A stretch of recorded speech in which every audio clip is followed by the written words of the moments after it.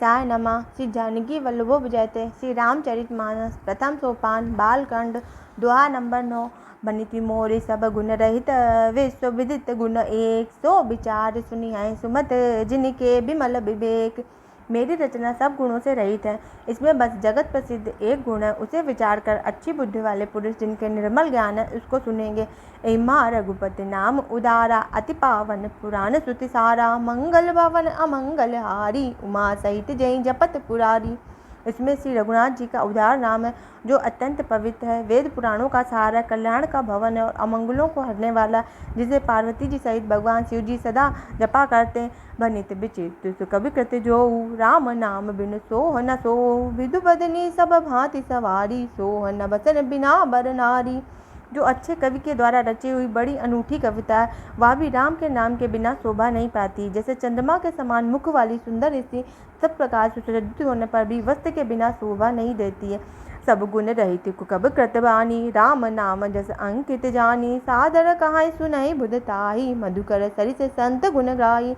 इसके विपरीत कुकवि की रची हुई सब गुणों से रहित कविता को भी राम नाम के यश से अंकित जानकर बुद्धिमान लोग आदर पूर्वक कहते और सुनते हैं, क्योंकि संत जन भौरे की बात गुण को ही ग्रहण करने वाले होते हैं। जब तब कवित रस एक कहु नाही, राम प्रताप प्रगट एहि माय, सोई भरोस मोरे मन आवा, कहीं न सुसंग बड़प्पन पावा। यद्यप मेरी इस रचना में कविता का एक भी रस नहीं है, तथापि इसमें श्री राम जी का प्रताप प्रकट है। मेरे मन में यही एक भरोसा, भले संग से भला किसने बड़प्पन नहीं पाया है। धूमऊ तजय सहज करुआई, अगर रूप संग सुगंध बसाई, भनित बदेश वस्तु बलि बरनी, राम कथा जग मंगल करनी। धुआं भी अगर के संग से सुगंधित होकर अपने स्वाभाविक कुणवेपन को छोड़ देता है। मेरी कविता अवश्य भद्दी है, परंतु इसमें जगत का कल्याण करने वाली राम कथा रूपी उत्तम वस्तु का वर्णन किया गया है। मंगल करनी कलिमल हरनी, तुलसी कथा रघुनाथ की, गति क्रूर कविता सरसी की, जो सरित पावन पाथी की। प्रभु सुजस संगत भनित बल हुई है, सुजन मन भावनी, भव अंग भूति मसानी की, सुमिरत सुहावन पावनी। तुलसीदास जी कहते हैं, श्री रघुनाथ जी की कथा कल्याण करने वाली और कलयुग के पापों को हरने वाली है। मेरी इस भद्दी कविता रूपी नदी की चाल पवित्र जल वाली नदी गंगा जी की चाल के भांति टेढ़ी है। प्रभु श्री रघुनाथ जी के सुंदर रस के संग से यह कविता सुंदर तथा सज्जनों के मन को भाने वाली हो जाएगी। संसार के अपवित्र राघवी श्री महादेव जी के अंग के संग से सुहावनी लगती है और स्मरण करते ही पवित्र करने वाली होती है। प्रिय लागिए अति सबई मम, बनित राम जस संग, दारु विचारु की करे को बंदी मलय प्रसंग। श्री राम जी के यश के संग से मेरी कविता सभी को अत्यंत प्रिय लगेगी। जैसे मलय पर्वत के संग से काष्ठ मात्र चंदन बनकर वंदनीय हो जाता है, फिर क्या कोई काठ का विचार करता है। श्याम सुरभ पै बिसद अति, गुणद करही सब पान, गिरा ग्राम सिय राम जस, गावहीं सुनहि सुजान। श्याम गौ काली होने पर भी उसका दूध उज्ज्वल और बहुत गुणकारी होता है, यही समझकर सब लोग उसे पीते हैं। इसी तरह गंवारी भाषा में होने पर भी श्री सीताराम जी को यश को बुद्धिमान लोग बड़े चाव से गाते और सुनते हैं।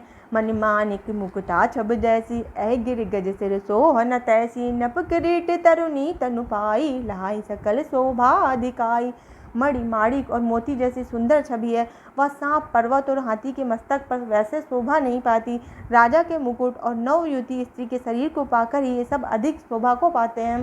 तैसे ही सुकब कबित बुध कहाई, उपजहि अनत अनत चब लहाय, भगत हेतु बुध भवन बिहाई, सुमिरत सारद आवति धाई।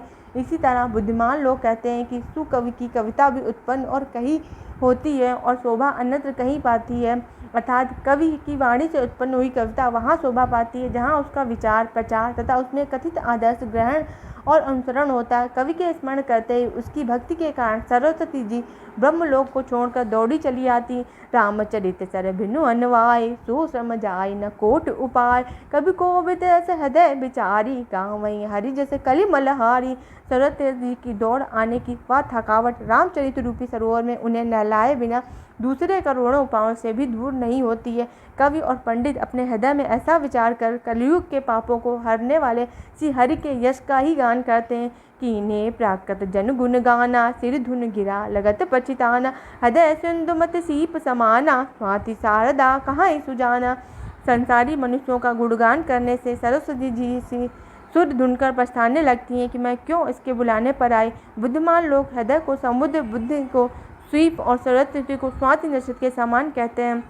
जो बर सही बर बारी विचारो होई कबित मुक्ता मन चारु। इसमें यदि श्रेष्ठ विचार रूपी जल बरसता है तो मुक्ता मणि के समान सुंदर कविता होती है। जुगुत विजय दिपुनि पोही है रामचरित बरताग, परि हैं सज्जन विमल उरु शोभा अति अनुराग।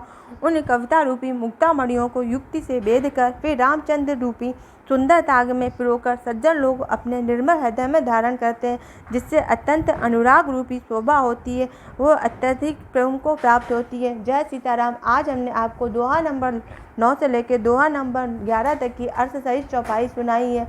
अगर आपको हमारा अच्छा लगा हो तो आप हमारे चैनल को लाइक करें, सब्सक्राइब करें। धन्यवाद।